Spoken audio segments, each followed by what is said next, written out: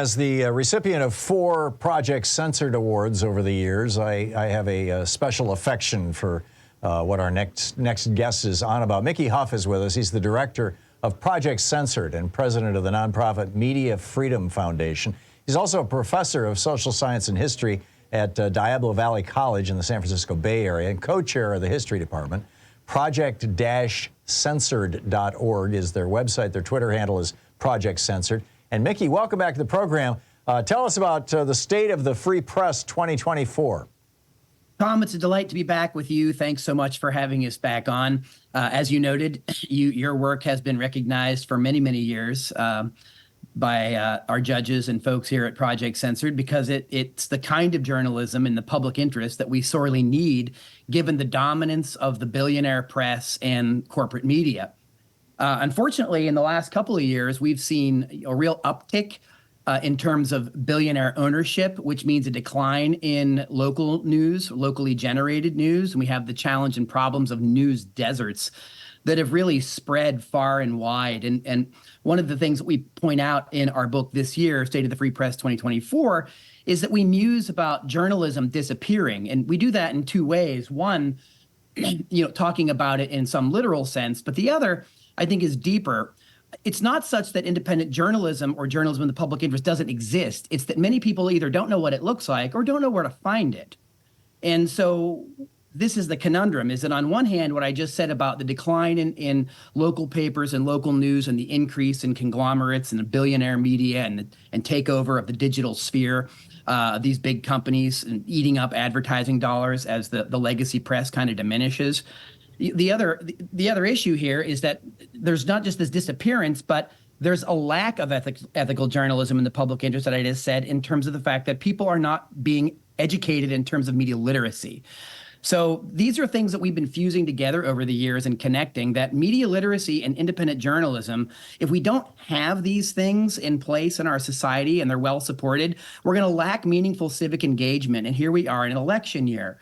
So this issue that we talk about in the book this year about journalism disappearing is, again, both figurative and literal. Our book showcases the top 25 underreported stories that we find to be exemplary examples, right? They're examples of how journalism in the public interest works.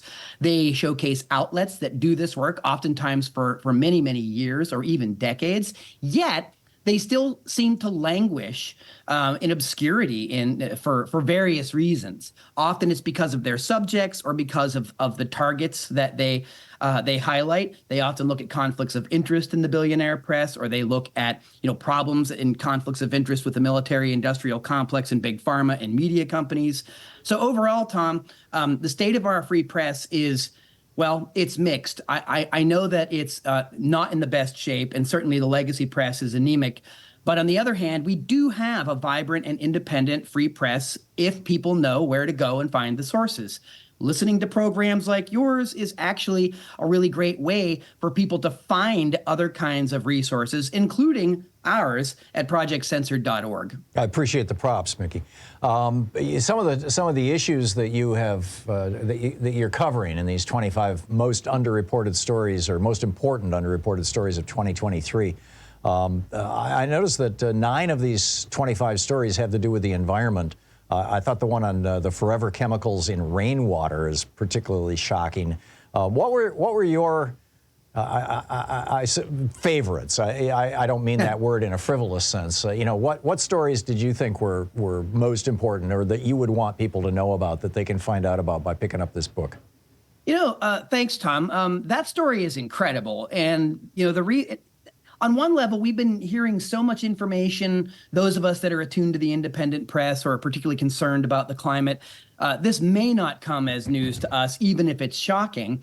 But the bigger problem is the corporate media just have not done a stellar job over the years of covering the climate crisis at all. In fact, worse, that was a bit charitable, they've acted to obfuscate or both sides, or pretend like that there are more discussions and debates to be had, when the science on a lot of these matters has been pretty clear for a long, long time.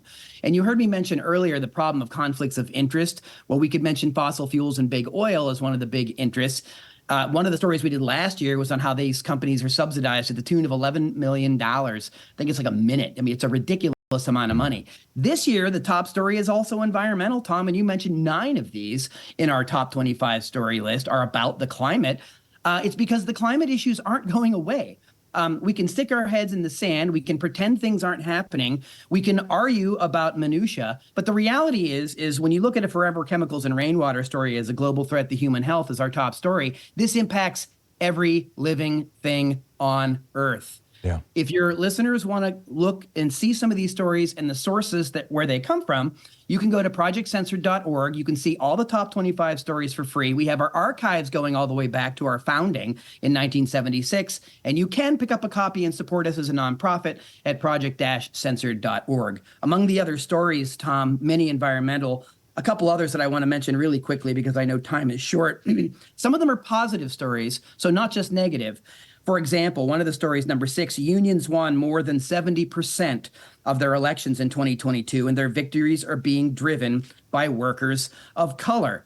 Right? This is a very important and significant story that the corporate media often don't cover because it's about labor and it's about workers and worker victories. And those don't necessarily fit the biases of corporate media.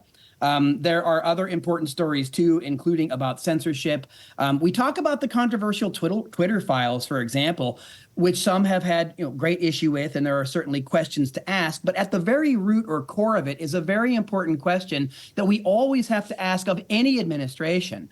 Are they, in fact, interfering with big tech, social media outlets, or the press in general in some way to put their thumbs on the scale and skew information that the public has ready access to?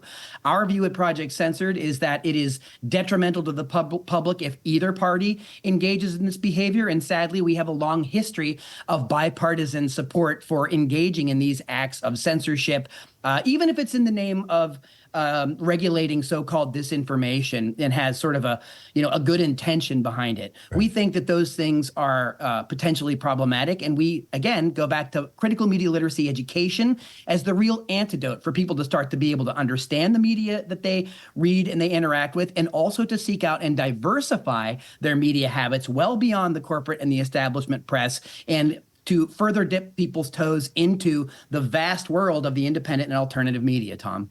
I loved your characterization of junk food news. The clickbait, basically, and frivolous stuff being elevated to news value. You riff on that? Yeah, well, our founder, Carl Jensen, talked about junk food news back in 1982 and 3. We go back to the 70s, and one of the critiques of the project early on was and a lot of editors and newspaper people were critical of the project because they said, well, that's not fair. You're saying we're censoring topics. Maybe we don't have time, or maybe we don't have the staff, or maybe we didn't think the story was as newsworthy as you did. So they made it a news judgment question.